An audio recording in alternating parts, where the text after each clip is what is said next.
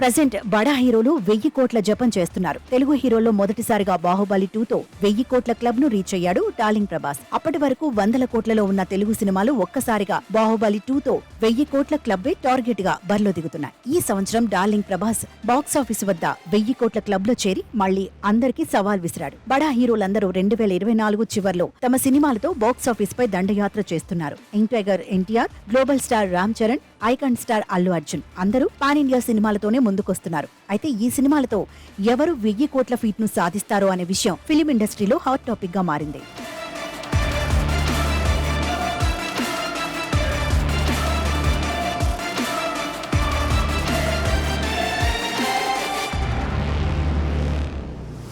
RRR తర్వాత global star Ram Charan, young tiger NTR global wide గా star image తెచ్చుకున్నారు. అదే స్టార్ ఇమేజ్ ను కంటిన్యూ చేసేలా ఫుల్ ప్లాన్డ్ గా సినిమాలు చేస్తున్నారు. డైరెక్టర్ కొరటాల శివ డైరెక్షన్ లో దేవర సినిమా చేస్తున్నాడు యంగ్ టైగర్ ఎన్టీఆర్. ఈ కథలో దేవరను వీరోచిత పాత్రలో డిజైన్ చేశాడు డైరెక్టర్ కొరటాల శివ. దేవర గ్లిమ్స్ చూస్తుంటేనే అర్థమవుతోంది. నెత్తుటి సముద్రంలో అలలాగా శత్రువులపై ఎన్టీఆర్ దండయాత్ర చేస్తున్నాడు. సెప్టెంబర్ 17న రిలీజ్ అయ్యే దేవర బాక్సాఫీస్ పాత రికార్డులను బద్దలు కొట్టే ప్రయత్నంలో ఉన్నాడు. కమ్ముకున్న చీకట్లను చీల్చైనా 1000 కోట్ల క్లబ్ లో అడుగుపెట్టాలని చూస్తున్నాడు యంగ్ టైగర్ ఎన్టీఆర్.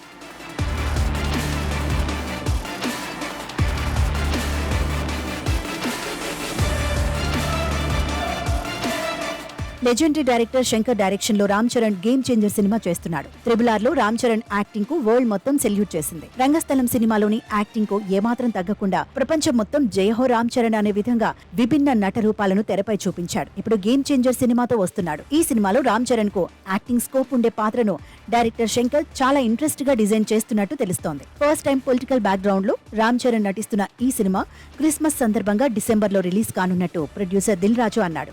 ఎలాగైనా ఈ సినిమాతో సోలో హీరోగా 1000 కోట్ల క్లబ్ లో చేరాలని పక్కా ప్లాన్ తో వస్తున్నాడు రామ్ చరణ్.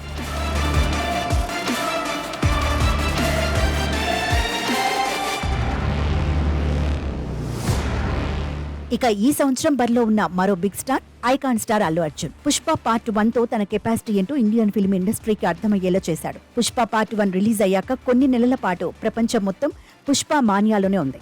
ఇక ఇప్పుడు పుష్ప పార్ట్ 2తో ఈ సంవత్సరం చివర్లో బాక్సాఫీస్ రికార్డులను బద్దలు కొట్టడానికి రెడీ అవుతున్నాడు. ఈసారి ఎలాగైనా 1000 కోట్ల క్లబ్ లో చేరి మేనరిజంలోనే కాదు కలెక్షన్లలో కూడా పుష్ప తగ్గేతేలే అని ప్రూవ్ చేయాలనుకుంటున్నాడు. ఇలా ముగ్గురు పెద్ద హీరోలు 1000 కోట్లే టార్గెట్ గా ఒకేసారి బాక్సాఫీస్ పై దండయాత్ర చేస్తున్నారు. అయితే ఈ బరిలో 1000 కోట్ల టార్గెట్ ను చేరి బాక్సాఫీస్ వద్ద ఏ హీరో విజయకేతను ఎగురవేస్తారో చూడాలి మరి.